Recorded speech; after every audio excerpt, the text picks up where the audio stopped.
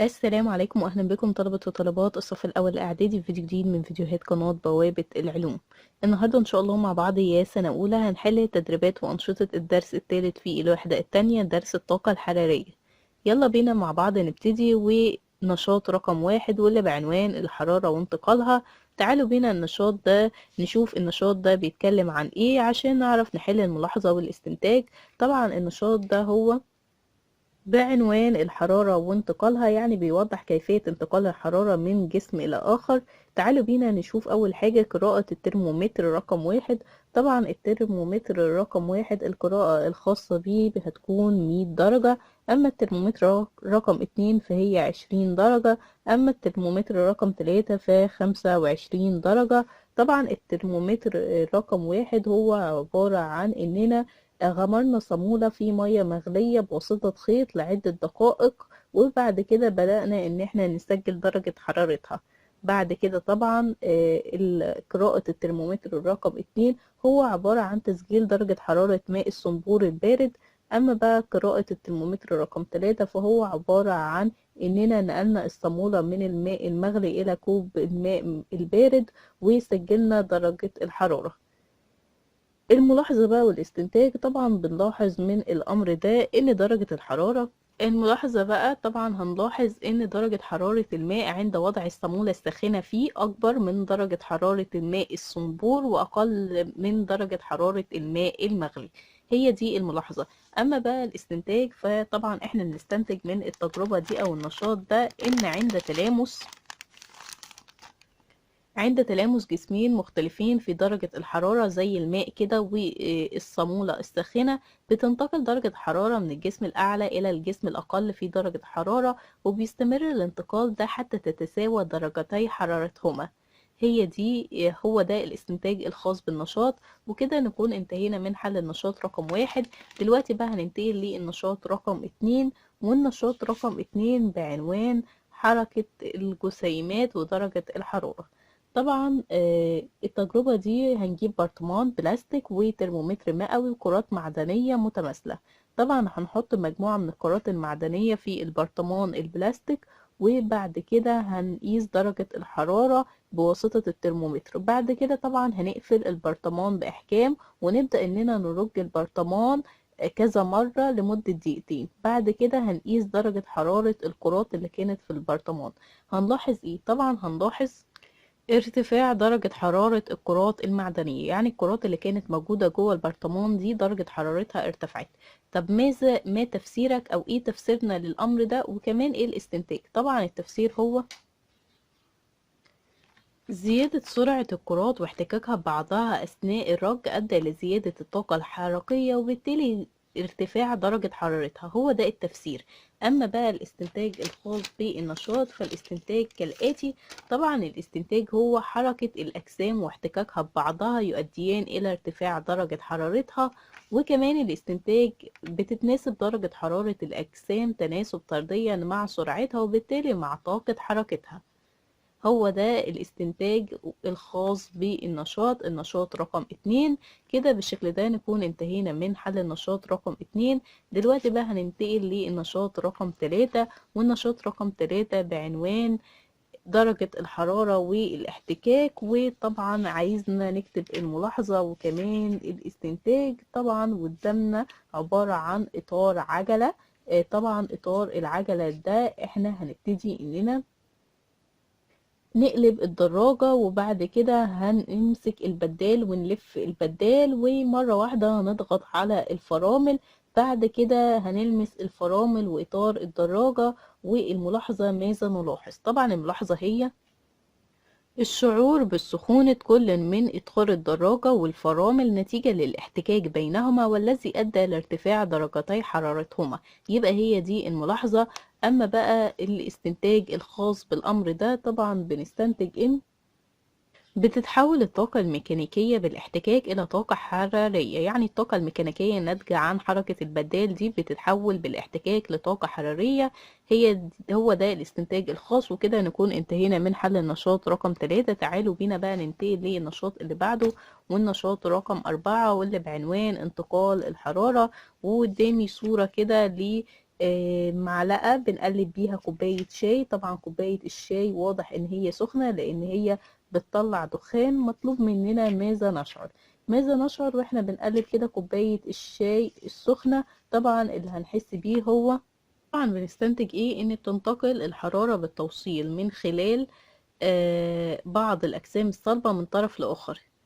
طب ايه التفسير الكلام ده؟ معناه ايه الكلام ده؟ معناه ان بتنتقل الحرارة تدريجيا بالتوصيل من طرف المعلقة الملامس للشاي. طبعا احنا شايفين المعلقة في كوباية الشاي اهو، في طرف ملامس للشاي وطرف ملامس للإيد.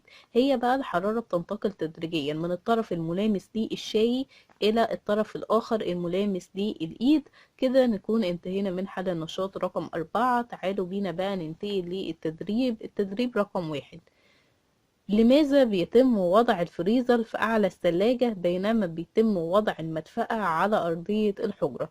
طبعا عشان نجاوب على الموضوع ده محتاجين إننا نقول إنه بيتم وضع الفريزر في أعلى التلاجة حتى يتم تبريد الهواء القريب منه فتزداد كثافته، وبالتالي يهبط لأسفل ويحل محاله هواء أقل برودة، ويستمر هبوط وصعود تيارات الهواء إلى أن يتم تبريد الهواء داخل التلاجة بالكامل.